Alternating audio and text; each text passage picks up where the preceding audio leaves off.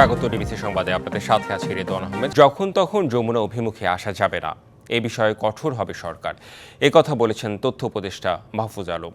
এর আগে জগন্নাথ বিশ্ববিদ্যালয় প্রতিনিধি দলের সাথে বৈঠক শেষে ব্রিফ করার সময় শিক্ষার্থীদের তোপের মুখে পড়েন তিনি। এর আগে ৩ দফা দাবিতে জগন্নাথ বিশ্ববিদ্যালয়ের শিক্ষার্থীদের যমুনা অভিমুখে মার্চ টু যমুনা কর্মসূচি ছত্রভঙ্গ করে দেওয়া হয়। লং মার্চ কাকরাইল পৌঁছালে টিয়ার শেল, সাউন্ড গ্রেনেডের পাশাপাশি পুলিশের লাঠি পেটায় আহত হয় অন্তত অর্ধশত শিক্ষার্থী। পরে দাবি পূরণ না হওয়া পর্যন্ত কাকরাইল মোড়ে অবস্থানের ঘোষণা দেন শিক্ষক ও শিক্ষার্থীরা।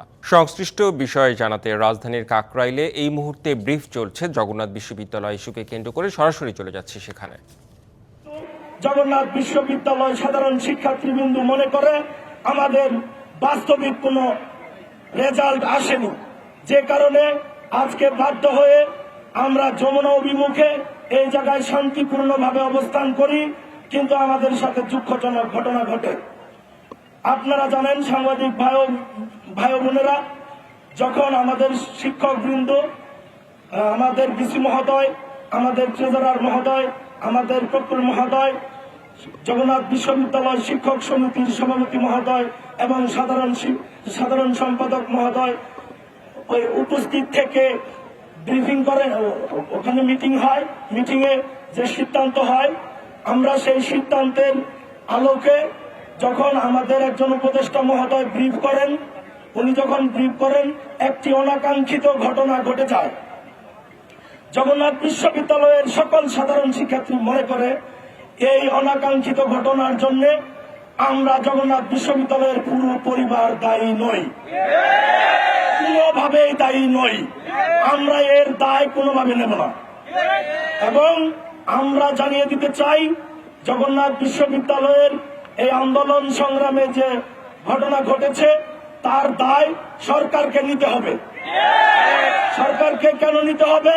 কারণ আমাদেরকে এখানে এসে আন্দোলন করতে হয়েছে। আমাদের দাবি দাবা যদি নিয়মতান্ত্রিক ভাবে আদায় হতো তাহলে আমাদের এখানে আসার কোনো প্রয়োজন ছিল না এবং স্যাবোটেজের মতো কোনো ঘটনাও ঘটতো না। এই অনাকাঙ্ক্ষিত ঘটনাকে কেন্দ্র করে যখন আমাদের উপদেষ্টা মহোদয় এখান থেকে, আমাদের ভিসি মহোদয়, ট্রেজারার মহোদয়, আমাদের শিক্ষক সমিতি এবং আমাদের সাধারণ শিক্ষার্থীকে রেখে চলে যায়, তখন আমরা মনে করি যে উনি তার ব্যক্তিগত ক্ষোভকে প্রাধান্য দিয়েছেন। আমরা এ ধরনের ব্যক্তিগত ক্ষোভকে প্রাধান্য দেওয়াকে ঘৃণা ভরে প্রত্যাখ্যান করি। আমাদের এখানে এসে উনি যে একটি অনাকাঙ্ক্ষিত ঘটনা ঘটেছে তার জন্য জগন্নাথ বিশ্ববিদ্যালয় সকল শিক্ষার্থী এবং জগন্নাথ বিশ্ববিদ্যালয় প্রশাসন দুঃখ প্রকাশ করে, কিন্তু দুঃখ প্রকাশ দায় নেওয়ার ক্ষেত্রে আমরা এর দায় কোনোভাবেই নিতে পারি না। আমরা বলতে চাই আমাদের দাবি দেওয়ার যে অস্পষ্টতা রয়েছে এবং অস্পষ্টতা রেখে উপদেষ্টা মহোদয় যে ব্রিফিং করেছেন সেটি আরেকটি অস্পষ্টতা তৈরি করেছে। আমরা সকল শিক্ষার্থীদের সাথে আলোচনা করে এই সিদ্ধান্ত এসেছি, আমরা কোনোভাবে এই জায়গা ছেড়ে যাব না। বগুড়ায় উদীচী শিল্পী গোষ্ঠীর সমবেত কণ্ঠে জাতীয় সঙ্গীত গাওয়া কর্মসূচিতে বাধা দিয়েছে ফ্যাসিবাদ বিরোধী মঞ্চ নামে একটি সংগঠন। বিকেলে শহরের টেম্পল রোডে এ ঘটনা ঘটে। পরে উদীচী কার্যালয়ে হামলার চেষ্টা চালানো হয়। পুলিশ জানায় বিকেলে বগুড়া সাতমাথায় মুক্ত মঞ্চে উদীচীর সমবেত কণ্ঠে জাতীয় সঙ্গীতের আয়োজনে ফ্যাসিবাদ বিরোধী মঞ্চের ব্যানারে একদল লোক বাধা দেয়। পরে উদীচীর কর্মীরা খোকন পার্কে অবস্থিত শহীদ মিনারে জাতীয় সঙ্গীত গাইতে যায়। সেখানে দুই পক্ষের মধ্যে কথা কাটাকাটি ও হাতাহাতি হয়। পরে ফ্যাসিবাদ বিরোধী মঞ্চের নেতাকর্মীরা উদীচী অফিসে হামলার চেষ্টা করলে পুলিশ তাদের নিবৃত্ত করে।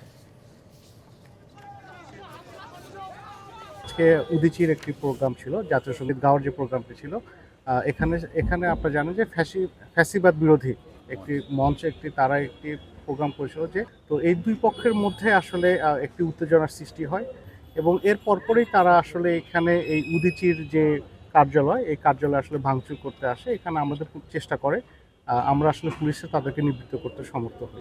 সীমান্তে পুশিনের ঘটনায় কূটনৈতিক প্রতিবাদ জানিয়েও থামানো যাচ্ছে না বিএসএফকে। বুধবারও সিলেট ও মৌলভীবাজার সীমান্ত দিয়ে পুশিন করা হয়েছে অন্তত ৬০ জনকে। জিজ্ঞাসাবাদের পর তাদের থানায় হস্তান্তর করা হয়েছে। মৌলভীবাজারের বড়লেখা সীমান্ত দিয়ে পুশিন করা হয়েছে ৪৪ জনকে। স্থানীয়রা তাদের আটক করে বিজিবির হাতে তুলে দেয়। শাহবাজপুর আদর্শ বালিকা উচ্চ বিদ্যালয়ের একটি কক্ষে তাদের জিজ্ঞাসাবাদের পর পুলিশের কাছে হস্তান্তর করেছে বিজিবি। অন্যদিকে সিলেটের কানাইঘাটের ৮ গ্রাম সীমান্ত দিয়ে পুশিন করা হয়েছে ১৬ জনকে।